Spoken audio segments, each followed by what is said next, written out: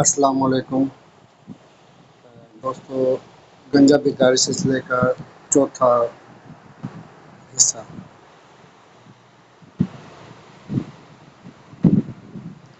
آپ سیدھی طرح میرے سوالوں کا جواب دیں۔ میں قانون کے معاملے میں کسی کا لحاظ نہیں کرتا۔ انسپکٹر جو شاید نیا تھا، عمران کے جواب پر ہتھے سے ہی اکھڑ گیا۔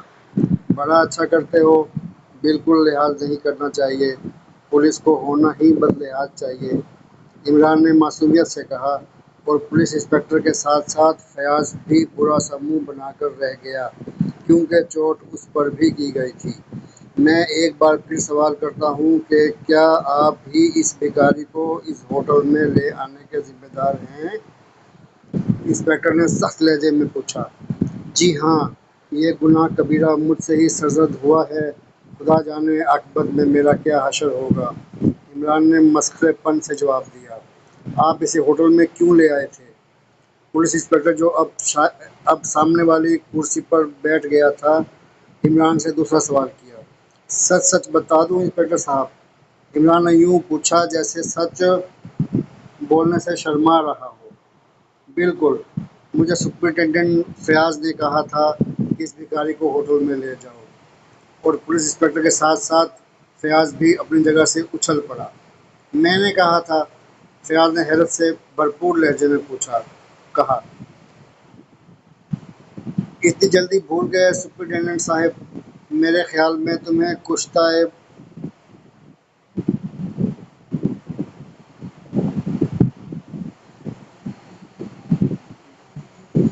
مرواری دستولے عرق گاؤ زبان کے ساتھ نہار منہ کھانا چاہیے، تاکہ تمہاری یادداشت قائم رہے۔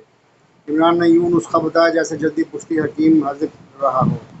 بکواس مت کرو، اب تمہارے والد نہیں رہے جن کا میں لحاظ کیا کرتا تھا۔ فیاض اس سفید جھوٹ پر بری طرح جھنجھلا گیا۔ فکر نہ کرو، والد نہیں رہے تب بھی تمہیں ڈائریکٹر جنرل کوئی نہیں بنائے گا، تم تمام عمر اسی طرح سپرنٹینڈنٹ ہی رہو گے۔ عمران نے پیشن گوئی کر دی۔ کیا مطلب؟ کیا یہ ڈائریکٹر جنرل سر رحمان مرحوم کے لڑکے ہیں؟ انسپکٹر شاید کافی ذہین تھا کہ اس نے فوراً ہی نتیجہ نکال لیا۔ ہاں، فیاض نے مختصر سا جواب دیا، اور انسپکٹر کے چہرے پر ایک سایہ سا لہرا گیا۔ شاید وہ عمران کی حیثیت سے مرعوب ہو گیا تھا۔ آپ کی تعریف؟ اب انسپکٹر نے انتہائی نرم اور بااخلاق لہجے میں پوچھا۔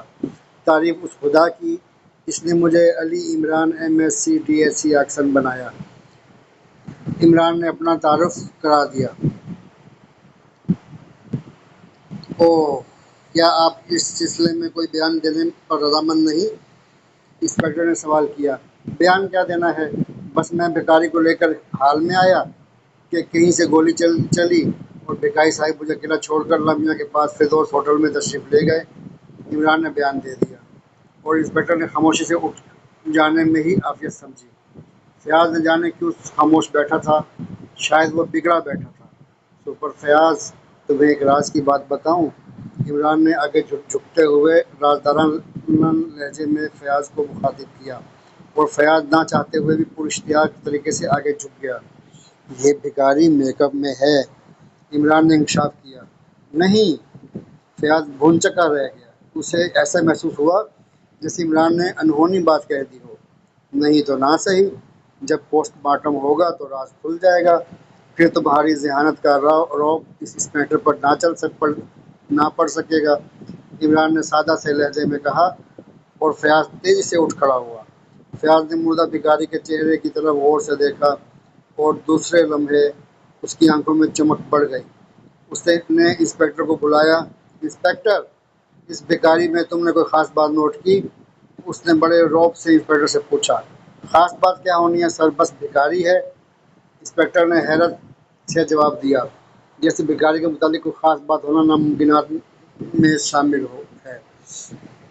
نہ جانے کن گدھوں نے تمہیں انسپکٹر بنا دیا ہے، فیاض نے برا سا منہ بنا کر جواب دیا، اور انسپکٹر تلملایا تو بہت، لیکن فیاض کی آفیسری کا خیال کر کے خاموش رہا۔ تمہیں نظر نہیں آ رہا کہ یہ بھکاری میک اپ میں ہے، اس کا میک اپ صاف کراؤ۔ فیاض نے یوں انکشاف کیا جیسے کل کائنات کی ذہانت صرف اسی کے حصے میں آئی ہو۔ انسپکٹر اس انکشاف پر اچھل پڑا۔ یہ کیسے ہو سکتا ہے؟ انسپکٹر نے انتہائی حیرت اور پریشانی کے عالم میں پوچھا۔ عمران ان سب سے لاتعلق ہو کر اپنی میز پر بیٹھا انگلیوں سے میز بجا رہا تھا جیسے اپنے ڈرائنگ روم میں بیٹھا ہو۔ اس کا میک اپ صاف کراؤ، فیاض نے قدرے سخت لہجے میں کہا، اور انسپکٹر نے ایک سپاہی کو ایمونیا کی بوتل لانے کو کہا۔ تھوڑی دیر بعد ایمونیا کی بوتل آ گئی اور پھر مردہ بھکاری کا منہ دھویا گیا۔ لیکن اب انسپکٹر اور سپرنٹینڈنٹ فیاض کے ساتھ ساتھ عمران بھی چونک پڑا، کیونکہ بھکاری کسی سفید فام قوم کا باشندہ تھا۔ انسپکٹر سپرنٹینڈنٹ فیاض کو یوں تحسین آمیز نظروں سے دیکھ رہا تھا جیسے وہ ذہانت کا پتلا ہو، اور فیاض کا سینہ غرور سے 3 انچ اور پھول گیا۔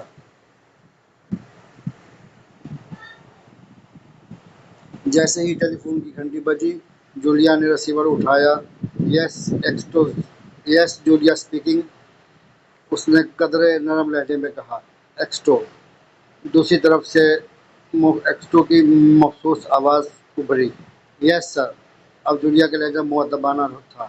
جولیا، تمام ممبروں کو حکم دو کہ وہ شہر میں پھیل جائیں اور شہر میں گھومنے والے ہر قسم کے بھکاریوں پر نظر رکھیں، خاص طور پر ان کے چہروں کو نزدیک سے دیکھنے کی کوشش کریں۔ اگر انہیں کسی بھکاری پر میک اپ کا گمان ہو تو اس کی کڑی نگرانی کی جائے اور مجھے فوری رپورٹ دی جائے۔ بھکاری اور میک اپ؟ جولیا کی شدید حیرت سے آواز لڑکھڑا گئی، کیونکہ اس کا ذہن ان دونوں میں ربط نہیں نکال سکا تھا۔ ہاں جولیا، کل ہی ایک بھکاری ہوٹل 3 اسٹار میں قتل ہو گیا ہے، اور وہ ایک سفید فام تھا جس نے میک اپ کیا ہوا تھا، ایکسٹو نے وضاحت کی۔ مگر سر، ایک بھکاری کا ہوٹل 3 اسٹار میں کیا کام؟ جولیا کو حیرت کا ایک اور جھٹکا لگا۔ اسے وہاں لے جانے والا عمران تھا، اور جولیا ایک طویل سانس لے کر رہ گئی۔ تو یہ ان حضرات کا کارنامہ ہے، جولیا نے سوچا۔ بہتر سر، میں ابھی احکام جاری کرتی ہوں، جولیا نے جواب دیا۔ اوکے، ایکسٹو نے جواب دیا، اور پھر ایکسٹو کے ریسیور رکھنے کی آواز سن کر جولیا نے بھی ریسیور رکھ دیا۔ تو کیا کوئی نیا کیس شروع ہو گیا ہے؟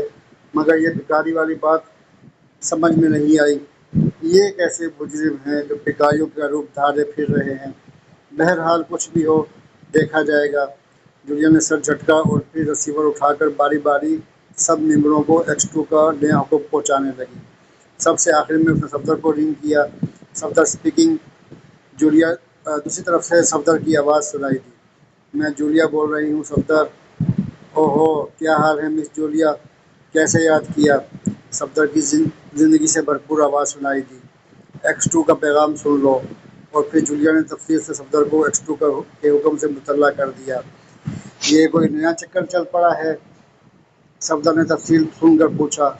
معلوم تو ایسا ہی ہوتا ہے، جولیا نے جواب دیا۔ مگر عمران صاحب کو بھکاری کو ہوٹل میں لے جانے کی کیا سوچی؟ صفدر نے پوچھا۔ بس دماغ میں کیڑا رنگ گیا ہوگا، جولیا نے قدرے بیزاری سے جواب دیا۔ لیکن جولیا، ایک بات ہے، عمران کی بظاہر ہر اوٹ پٹانگ حرکت اپنے اندر کچھ معنی لیے ہوئے ہوتی ہے۔ اب دیکھو، عمران بھکاری کو لے کر ہوٹل میں گیا، اور وہاں ایک تو بھکاری قتل ہو گیا، دوسرا وہ میک اپ میں پایا گیا۔ صفدر نے عمران کا دفاع کرتے ہوئے کہا۔ ہاں، ہے تو ایسا ہی، جولیا نے جواب دیا۔ اچھا، اجازت، میں بھکاریوں کے سروے کے لیے جا رہا ہوں، صفدر نے ہنستے ہوئے کہا، اور پھر ریسیور رکھ دیا۔ جولیا نے بھی ریسیور رکھا، اور پھر وہ بھی تیار ہو کر فلیٹ سے نکلی۔ اس نے ٹیکسی روکی اور اسے گولڈ مارکیٹ چلنے کو کہا۔ وہ بذات خود بھی بھکاریوں کو چیک کرنا چاہتی تھی۔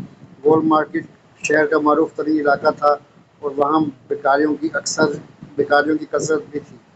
تھوڑی دیر بعد ٹیکسی وہاں پہنچ گئی۔ جولیا نے کرایہ دیا اور پھر پیدل ہی ایک طرف چلنے لگی۔ سامنے اسے ایک لہیم شہیم بھکاری اپنی طرف آتا ہوا دکھائی دیا۔ جب وہ جولیا کے قریب آیا تو جولیا نے بغور اس کے چہرے کی طرف دیکھا، لیکن جولیا کو اس کے چہرے پر میک اپ کے کوئی آثار نظر نہ آئے۔ پھر بھکاری آگے بڑھتا چلا گیا۔ جولیا اسی طرح بھکاریوں کو چیک کرتی رہی، کہیں اسے خیرات دینے پر بھی مجبور ہو جانا پڑا، لیکن 2 گھنٹے کی چیکنگ کا کوئی نتیجہ برآمد نہ ہوا۔ اسے کسی بھی بھکاری پر شک نہ گزرا۔ آخرکار وہ تھک ہار کر واپس آنے لگی۔ ابھی وہ ٹیکسی کی انتظار میں سڑک کے کنارے کھڑی تھی کہ اچانک اس کے کاندھے پر کسی کے ہاتھ کا دباؤ محسوس ہوا۔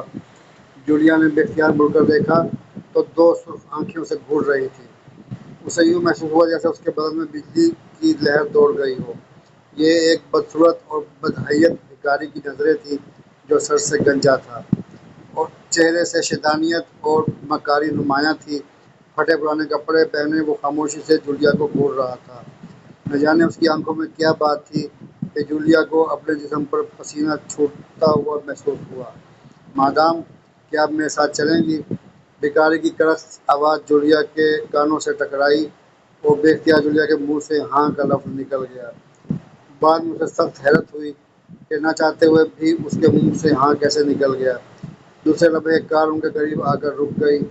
ڈرائیور نے اتر کر دروازہ کھولا اور پھر جولیا کو نہ چاہتے ہوئے بھی اس میں بیٹھنا پڑا۔ بھکاری بھی اس کے ساتھ بیٹھ گیا۔ پھر کار تیزی سے سڑکوں پر بھاگنے لگی۔